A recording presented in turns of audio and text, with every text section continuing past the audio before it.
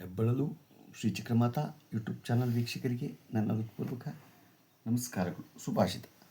ಈಗಿನ ಕಾಲದಲ್ಲಿ ಯಾರಿಗೆ ಒಳ್ಳೆಯದನ್ನು ಬಯಸಿದ್ರೂ ಏನು ಪ್ರಯೋಜನ ಆ ಥರ ಆಗೋಗಿದೆ. ಕೊನೆಗೆ ಹೇಳೋದು ನಾವು ಸರಿ ಇಲ್ಲ ಅಂತಾನೆ ಅದಕ್ಕೆ ಹೇಳ್ತಾರೆ. ಅದಕ್ಕೆ ಇದೇ ಥರ ಇರಬೇಕು. ಕೇಳೋದು ಬೇಡ, ನೋಡೋದು ಬೇಡ, ಹೇಳೋದು ಬೇಡ. ಗೊತ್ತಾಯ್ತಾ? ಯಾರು ಏನಾರು ಹೇಳೋಕ್ಕೋದ್ರೆ ಏನು ಪ್ರಯೋಜನ?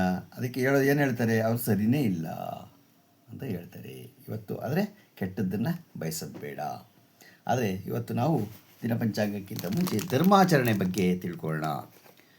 ಕಾಶಿ ರಾಜ್ಯವನ್ನು ಬಹುದತ್ತನು ಆಳುತ್ತಿದ್ದ ಕಾಲ. ಇಂದ್ರಪ್ರಸ್ಥದಲ್ಲಿ ಕುರುವಂಶದ ಧನಂಜಯನೆಂಬ ರಾಜನು ರಾಜ್ಯಭಾರ ಮಾಡುತ್ತಿದ್ದನು. ಅವನ ಆಡಳಿತದಲ್ಲಿ ಇವನು ಸುಖ, ಶಾಂತಿ ಮತ್ತು ಸಮೃದ್ಧಿಯಿಂದ ಬದುಕುತ್ತಿದ್ದರು. ಧರ್ಮಪಾಲನೆ, ದಾನ ಧರ್ಮ ಮತ್ತು ಪ್ರಜಾಹಿತದಲ್ಲಿ ಧನಂಜಯನಿಗೆ ಸಮವಾದ ರಾಜವಿಲ್ಲವೆಂದು ಖ್ಯಾತಿ ದೇಶದಲ್ಲಿದೆ ಅವನಿಗೆ ಹರಡಿತ್ತು. ಅದೇ ಸಮಯದಲ್ಲಿ ಕಳಿಂಗ ದೇಶವನ್ನು ಕಾಳಿಂಗರಾಜನು ಆಳುತ್ತಿದ್ದನು. ಆದರೆ ಒಂದು ವರ್ಷದ ಆ ರಾಜ್ಯದಲ್ಲಿ ಭೀಕರ ಬರಗಾಲ ಉಂಟಾಯಿತು. ಮಳೆ ಬಾರದೆ ಭೂಮಿ ಬಿರುಕು ಬಿಟ್ಟಿತು. ಜನರು ಅನ್ಯ ನೀರಿಗೆ ತತ್ತರಿಸಿ ಪ್ರಾಣ ಕಳೆದುಕೊಳ್ಳತೊಡಗಿದರು. ಎಲ್ಲೆಡೆ ಸಾವು, ನೋವು, ಹಸಿವು ಮತ್ತು ನಿರಾಸೆಯ ವಾತಾವರಣ ಆವರಿಸಿತು. ಈ ದುಸ್ಥಿತಿಯಿಂದ ಕಳವಳಗೊಂಡ ರಾಜನು ತನ್ನ ಮಂತ್ರಿಗಳನ್ನು ಕರೆದು ಹೇಳಿದನು, ನಮ್ಮ ದೇಶಕ್ಕೆ ಈ ವಿಪತ್ತು ಬಂದಿರುವ ಕಾರಣವೇನು? ಇದಕ್ಕೆ ಪರಿಹಾರವೇನು? ಮಂತ್ರಿಗಳು ವಿನಮ್ರವಾಗಿ ಉತ್ತರಿಸಿದರು, ಮಹಾರಾಜ, ಧರ್ಮ ಕುಸಿದಾಗ ಪ್ರಕೃತಿಯು ಕೋಪಗೊಳ್ಳುತ್ತದೆ. ಇಂದ್ರಪ್ರಸ್ಥ ಧನಂಜಯನು ಧರ್ಮನಿಷ್ಠೆಯಿಂದ ರಾಜ್ಯಭಾರ ಮಾಡುತ್ತಿರುವುದರಿಂದ ಅಲ್ಲಿ ಬರುವ ಕಾಟವೇ ಇಲ್ಲ. ಅದನ್ನು ಕೇಳಿದ ರಾಜನು ತಕ್ಷಣ ಆದೇಶಿಸಿದನು, ಹಾಗಾದರೆ ಕೂಡಲೇ ಇಂದ್ರಪ್ರಸ್ಥಕ್ಕೆ ಹೋಗಿ ಧನಂಜಯ ರಾಜನು ಪಾಲಿಸುವ ಧರ್ಮಸೂತ್ರವನ್ನು ತಿಳಿದು ಬನ್ನಿ. ಅದನ್ನು ನಾವು ಅನುಸರಿಸಿ ನಾವು ದೇಶವನ್ನು ಉಳಿಸೋಣ. ಮಂತ್ರಿಗಳು ಇಂದ್ರಪ್ರಸ್ಥಕ್ಕೆ ತೆರಳಿ ಧನಂಜಯನನ್ನು ಭೇಟಿಯಾಗಿ ವಿನಂತಿಸಿದರು, ಮಹಾರಾಜ, ನಮ್ಮ ದೇಶ ಬರಗಾಲದಿಂದ ನರಳುತ್ತಿದೆ. ನೀವು ಧರ್ಮ ಸ್ವರೂಪಿಗಳೆಂದು ಕೇಳಿದ್ದೇನೆ. ದಯವಿಟ್ಟು ನೀವು ಧರ್ಮ ಮಾರ್ಗಗಳನ್ನು ನಮಗೆ ತಿಳಿಸಿ. ಆದರೆ ಧನಂಜಯ ರಾಜನು ವಿನಮ್ಯವಾಗಿ ಹೇಳಿದನು, ನಾನು ಧರ್ಮವನ್ನು ಬೋಧಿಸುವ ಯೋಗ್ಯನಲ್ಲ. ಒಮ್ಮೆ ಯಜ್ಞ ಸಂದರ್ಭದಲ್ಲಿ ನಾನು ಬಿಟ್ಟ ಬಾಣ ಕೆರೆಯಲ್ಲಿ ಬಿದ್ದು ಅದರ ಕೆಳಗಿನ ಜೀವಿಗಳಿಗೆ ಹಾನಿಯಾಗಿರಬಹುದು. ಆ ಪಾಪದ ನೆನಪು ನನಗೆ ಸದಾ ಕಾಡುತ್ತದೆ. ಮಂತ್ರಿಗಳಿಗೆ ಆಶ್ಚರ್ಯವಾಯಿತು. ಅವರು ರಾಜರ ಮಾತೆ ಮಾಯಾದೇವಿಯ ಬಳಿಗೆ ಹೋದರು. ಆಕೆ ಹೇಳಿದಳು, ನಾನೂ ಕೂಡ ಸಂಪೂರ್ಣ ಧರ್ಮನಿಷ್ಠಳು ಅಲ್ಲ. ಒಮ್ಮೆ ಹಿರಿಯ ಸೊಸೆಗೆ ಕೊಡಬೇಕಾದ ಆಹಾರವನ್ನು ಚಿಕ್ಕ ಸೊಸೆಗೆ ಕೊಟ್ಟೆ. ಅದು ನನ್ನ ಭೇದ ಭಾವ. ಅಲ್ಲಿಂದ ಅವರು ರಾಜನ ತಮ್ಮ ನಂದನನ ಬಳಿಗೆ ಹೋದನು.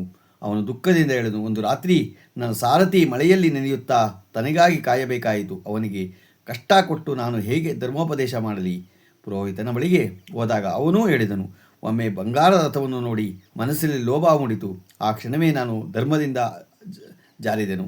ಕೊನೆಗೆ ಮಂತ್ರಿಯು ಹೇಳಿದನು, ಹೊಲ ಅಳೆಯುವಾಗ ನನ್ನಿಂದ ಏಡಿಯೊಂದು ಸತ್ತು ಹೋಯಿತು. ಆ ತಪ್ಪಿನ ಭಾರ ಇನ್ನೂ ನನ್ನ ಮನಸ್ಸಿನಲ್ಲಿದೆ. ಇದೆಲ್ಲ ಕೇಳಿದ ಕಳಿಂಗ ಮಂತ್ರಿಗಳಿಗೆ ಒಂದು ಸತ್ಯ ಇರವಾಯಿತು. ಅವರು ಎಲ್ಲರೂ ತಮ್ಮ ಸಣ್ಣ ತಪ್ಪನ್ನು ದೊಡ್ಡ ಪಾಪವೆಂದು ಭಾವಿಸಿ ಆತ್ಮಪರಿಶೀಲನೆ ಮಾಡಿಕೊಳ್ಳುವ ಮಹನೀಯರು.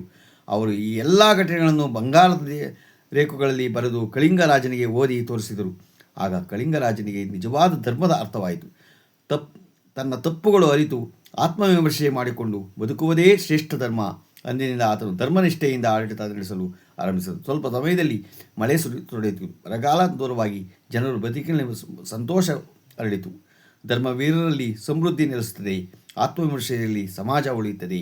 ನಾವು ಯಾವಾಗಲೂ ಧರ್ಮದಿಂದ ಬಾಳಬೇಕು. ಧರ್ಮದಿಂದ ಬಾಳಿದ್ರೆ ಯಾವಾಗಲೂ ರಾಜ ಆದನು. ಧರ್ಮದಿಂದ ಬಾಳಿದ್ರೆ ದೇಶ, ರಾಜ್ಯ ಎಲ್ಲ ಉದ್ಧಾರ ಆಗತ್ತೆ. ಇಲ್ಲಾಂದರೆ ಉದ್ಧಾರ ಆಗಲ್ಲ.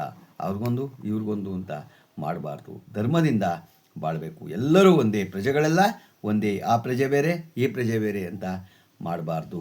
ಗೊತ್ತಾಯ್ತಾ? ಧರ್ಮ ಅಂದರೆ ಇದು. ಇವತ್ತು ನಾವು ದಿನ ಪಂಚಾಂಗವನ್ನು ತಿಳ್ಕೊಳ್ಳೋಣ. ದಿನಾಂಕ 27/6/2026 ಶನಿವಾರ, ಶ್ರೀ ಪರಾಭವನಾಮ ಸಂವತ್ಸರ, ಉತ್ತರಾಯಣ, ನಿಜಜ್ಯೇಷ್ಠ ಮಾಸ, ಗ್ರೀಷ್ಮ ಋತು, ಶುಕ್ಲಪಕ್ಷ, ತಿಥಿ ತ್ರಯೋದಶಿ, ರಾತ್ರಿ 12:10, ನಕ್ಷತ್ರ ಅನುರಾಧ, ರಾತ್ರಿ 10:26, ಮಳೆ ಆರಿದ್ರೆ 2ನೇ ಪಾದ, ರಾಹುಕಾಲ 9:14ರಿಂದ 10:50, ಗುಳಿಕ ಕಾಲ 2:02ರಿಂದ 3:38, ಯಮಗಂಟ ಕಾಲ 10:50ರಿಂದ 12:26. ಇವತ್ತು ಯಾರು ಹುಟ್ಟುಹಬ್ಬ ಆಚರಣೆ ಮಾಡ್ಕೊತಿದ್ರು, ಮದುವೆಯಾದ ದಂಪತಿಗಳು ವಾರ್ಷಿಕೋತ್ಸವ ಆಚರಣೆ ಮಾಡ್ಕೊತಿದ್ರು. ನಮ್ಮ ಹೆಬ್ಬಳಲು ಶ್ರೀ ಚಕ್ರಮಾತಾ ಯೂಟ್ಯೂಬ್ ಚಾನಲ್ ಕಡೆಯಿಂದ ಶುಭಕಾಮನೆಗಳನ್ನು ತಿಳಿಸ್ತೀವಿ. ದೇವರು ಅವರಿಗೆ ಆಯಸ್ಸು, ಆರೋಗ್ಯ, ಐಶ್ವರ್ಯ ಎಲ್ಲ ಕೊಟ್ಟು ಕಾಪಾಡಲಿ ಅಂತ ಕೇಳ್ಕೊತೀನಿ. ನಮ್ಮ ಹೆಬ್ಬಳಲು ಶ್ರೀ ಚಕ್ರಮಾತಾ ಯೂಟ್ಯೂಬ್ ಚಾನಲ್ ಯಾರು ಸಬ್ಸ್ಕ್ರೈಬ್ ಆಗಿರೋ ದಯಮಾಡಿ ಸಬ್ಸ್ಕ್ರೈಬ್ ಆಗಿ ಲೈಕ್ ಕೊಡಿ. ಇದು ನಿಮ್ಮದೇ ಚಾನಲ್ ಆಗಿರೋದ್ರಿಂದ ನಮ್ಮ ಲಿಂಕನ್ನು ಬೇರೆಗೂ ಫಾರ್ವರ್ಡ್ ಮಾಡಿ. ನಮಸ್ಕಾರಗಳು. ನಮಸ್ಕಾರ.